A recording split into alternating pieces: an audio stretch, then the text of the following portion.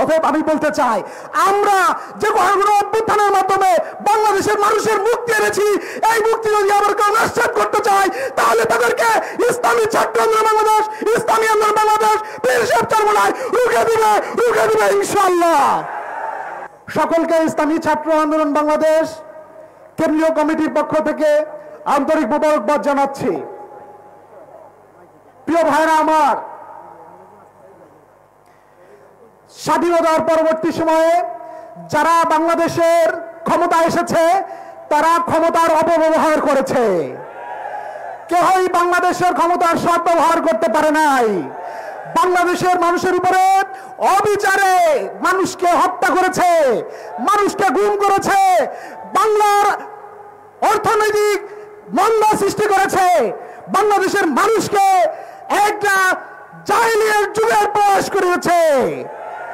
অতএব ঠিক তদ অনুযায়ী শেখ হাসিনা সরকারও তার ভিন্ন কিছু করেনি।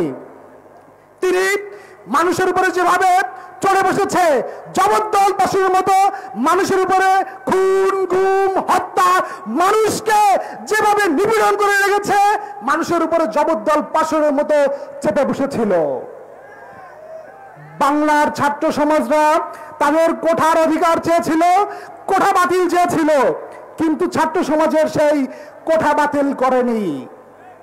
ঠিক একইভাবে ছাত্র সমাজ যখন কোঠা বাতিলের জন্য আন্দোলন শুরু করে, সেই আন্দোলনরত অবস্থায় বাংলাদেশের ক্ষমতাসীন সরকার, আওয়ামী সরকার কোঠা বাতিল করে নাই, বরঞ্চ তারা চেয়েছে সেই কোঠা আবারও 2018-তে যেভাবে ছিল ঠিক একইভাবে থাকবে। কিন্তু সেই কোঠা বাতিলের সাথে ইসলামী আন্দোলন বাংলাদেশ, পীর সাহেব চরমোনাই যেভাবে বাংলাদেশের ক্ষমতাসীন সরকারকে ক্ষমতাচ্যুত করার জন্য একত্রিতভাবে গণ অভ্যুত্থানের ডাক দিয়েছিল, সেই ডাকে সাড়া দিয়ে বাংলাদেশের সকল রাজনৈতিক দল অংশগ্রহণ করেছিল।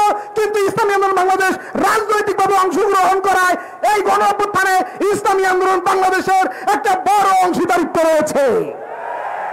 এই অংশীদারিত্বে ইসলামী ছাত্র আন্দোলন, ইসলামী আন্দোলন বাংলাদেশের অর্ধশতাধিক শহীদ এবং হাজারো আমার ভাইয়েরা, আমার বোনেরা আহত হয়েছে, তারা এখনো হসপিটালে কাতরাচ্ছে।